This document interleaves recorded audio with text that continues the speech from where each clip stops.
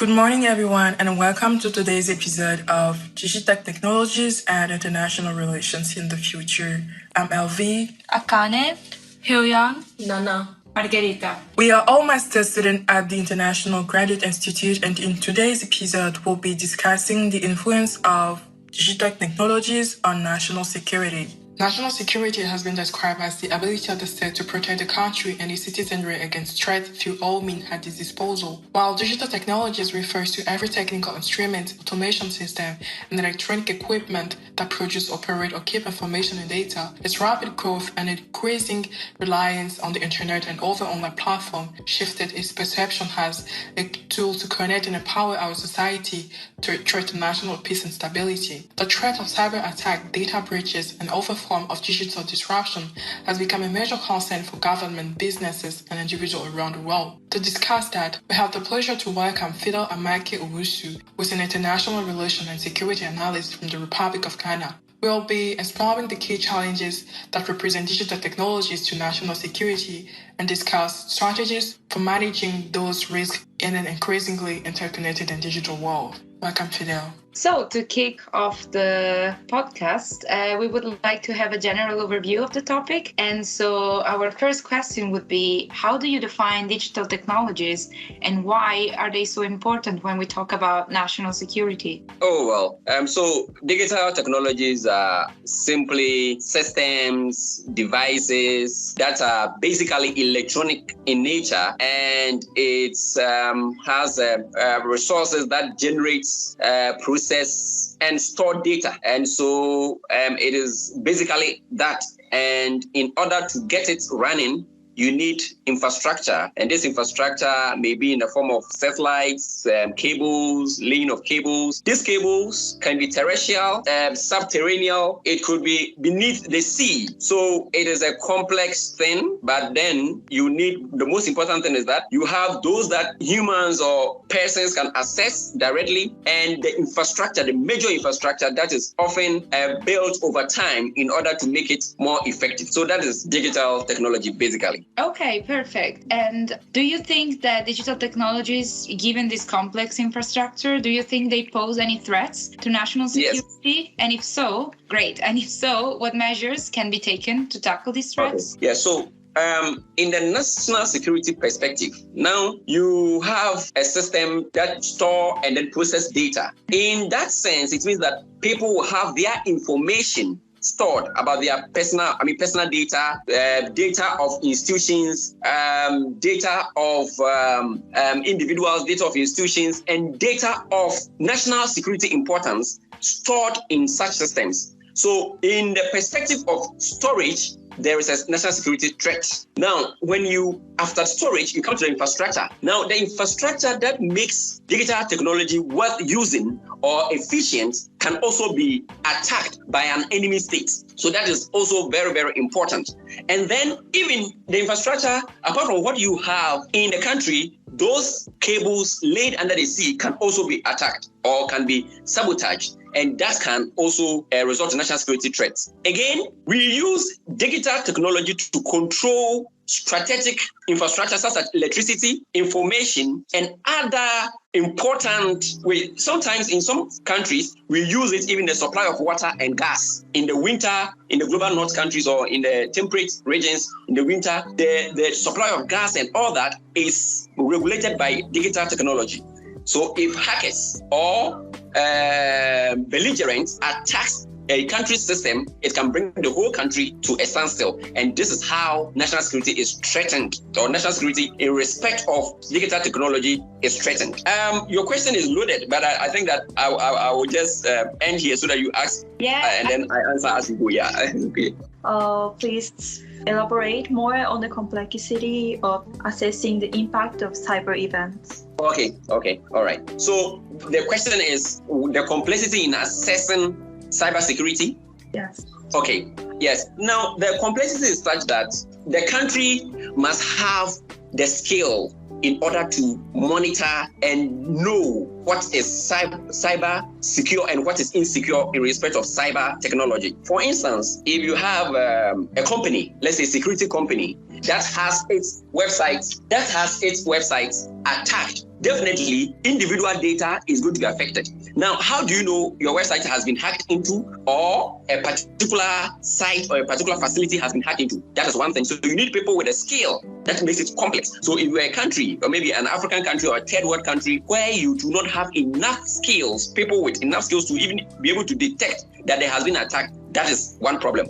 Another thing is that the legal framework that is put in place in order to protect cyberspace is another thing. So if the country doesn't have the legal capacity to regulate its cyberspace, that is another problem that you will be confronted, or makes cyber or monitoring cyberspace very, very complex. Another thing is about the employees of firms and organizations that use, data. Now, the record or the report is that most of the compromises that affect cybersecurity are initiated or inadvertently or consciously by employees. So sometimes an employee assesses something, who has access to the system, assesses it and leaves it ajar. So a hacker finds it very easy to enter into the system. So that also makes it complex. So if you've not built the necessary capacity for your employees in order for them to protect data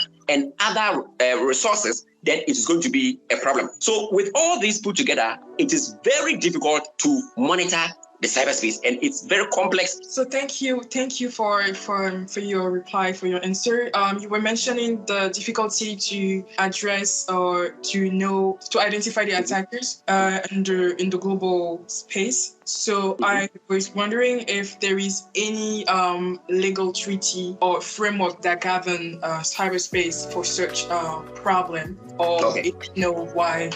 Well, most of the global north countries, you are talking about the United States, you're talking about Canada, Japan, Germany, and the global north countries, the advanced countries, most of them have legal framework that are put in place. Now, international regimes like Interpol and other organizations have also developed some of these things. But it's a complex field because many countries have not been able to develop their system up to the standards of these advanced states. So subscribing to or signing up to some of these international regimes is a difficult thing to come by. Again, in respect to Africa, when you come to Africa, as at 2 years, 1 year ago, 2 years ago, only 29 African countries had laws on cybersecurity. 29 out of 54 countries. And even with the 29, most of the laws were very weak, porous, and easy to circumvent. So at the end of the day, cybersecurity creates a situation where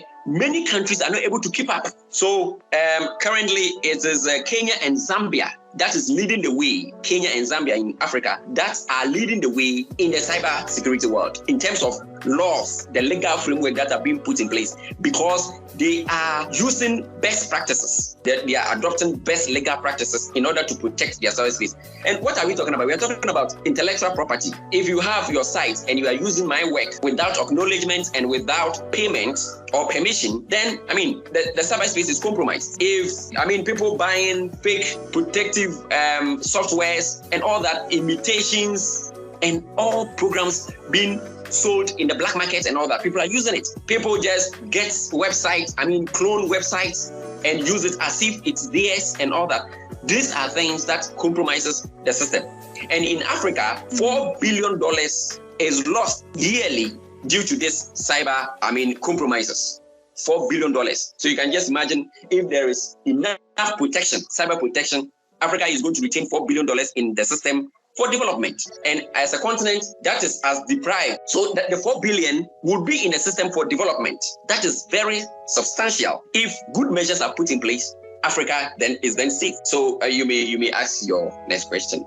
I just want to ask whether militarizing cyberspace would be of a good thing to do as a country. And think about such things like militarizing cyberspace. The militarization of cyberspace has become a very contentious and a very controversial issue. Now, during conflagrations or wars or conflicts, belligerents or opposing sides will always adopt anything available in order to win a war or a conflict or any conflagration or fight.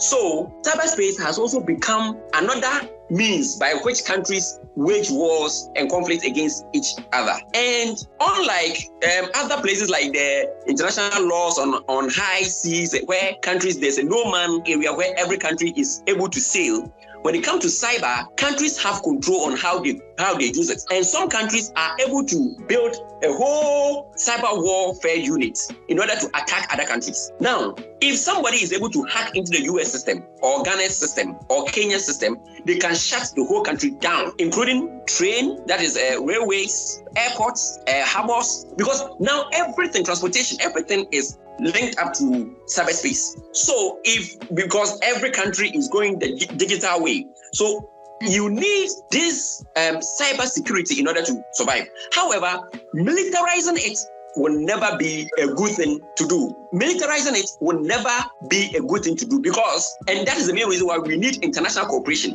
where all countries come together and agree that our conflicts and wars will leave cyberspace alone, so that we can use cyberspace for civilian purposes and not use it for military purposes. Just like the way the Nuclear Non-Proliferation Treaties, the NPT, was signed in 1967-68, that countries will not be allowed to go nuclear, and those who have it should reduce their stockpiles. We can use the same regime for cyber. Whereas I say, or even as I say this, I would also advise that every country should be ready for and be prepared for attacks. Because even when there's an international regime, not all countries are going to comply.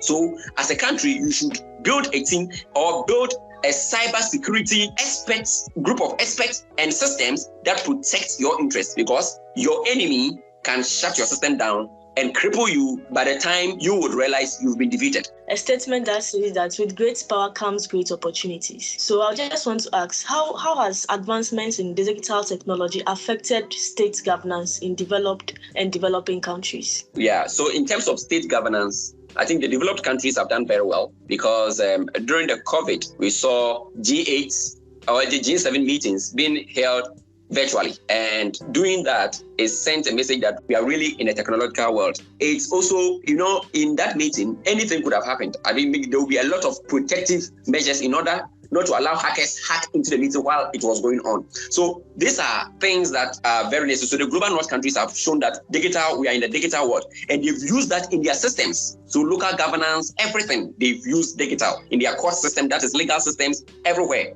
But in the developing world, and as the name suggests, developing, we are still trying to reach that level where institutions, governance, everything is linked in the digital space or in the cyberspace in order to facilitate governance and make governance less expensive and more convenient and efficient to the people. So if the president can be in Accra and have drone fly in, Accra is actually the capital of Ghana. And if the president can be in Accra and use drone to monitor events in Boko, where there are some skirmishes with result to ethnic conflict, and use drone to see how the place is peaceful or otherwise, then you can say that cyber security is helping, because then otherwise the president will have to travel hundreds of miles to the place. So you talk of fuel that you use, or if it is even a plane, the jet fuel and other entourage and expensive travel and the risk attached. By adoption of digital technology, the developing countries can even develop faster than the developed countries had reached or than the processes the developed countries had used to reach where they are now. Now, developing countries, if they, readily and they efficiently adopt digital technology and use cyberspace efficiently, would then be able to develop exponentially and be able to reach where the developed countries have reached within a short time. Thank you. Thank you. Yeah, thank you for your answer. And in the end, about human rights and privacy, how can governments and other stakeholders balance the need for cybersecurity with the need to protect individual privacy and civil liberties? That is very good. Now, one of the things that even the developed countries are grappling with or are struggling with is the tendency of the states to play a policeman and a big brother by looking into the privacy or the private affairs of citizens and individuals. And in the US Congress and other places, this thing keeps coming up because it was told that the social media apps are able to know you more than you know yourself. they know the kind of things you search for, and they are able to give you such optimization by even suggesting things that you might not have directly asked for. So for instance, if you are fond of asking for sushi, then one day they will know that, well, if there's tuna, because sushi is fish. So then, if you like sushi, you are given tuna when you've not asked for it. And that is a whole lot of interference in the individual space. So that is a big thing. However, you cannot use such limitations to ignore cyber. You still have to be in the cyberspace. But what is needed are the laws. And that is where developing countries are lagging behind, where they are not able to develop laws and implement them in order to protect individual privacy. For instance, if you come out with a machine that can hack or can get into my Facebook account and read my inbox messages, then in the name of security, you may be right that national security is paramount. But you are not right that you are reading into what I'm sending to my loved ones and my children and my parents and all that, those private messages. You know, there's a thin line between protecting the individual's privacy and protecting national security. And that is a battle that is going back and forth, even in developed countries where digital technology and cyberspace is well advanced. Thanks for joining us on this episode of Digital Technologies and International Relations in the Future. We hope that this discussion has provided you with a deeper understanding of the influence of digital technology to national security and the measures that can be taken to mitigate this risk. As we continue to rely more heavily on digital technology in our personal and professional lives, it is essential that we remain vigilant and proactive in protecting our systems and data from cyber threats. By working together and sharing best practice, we can help to ensure that the benefits of digital technology are enjoyed by all, while minimizing the risk to national security and individual privacy.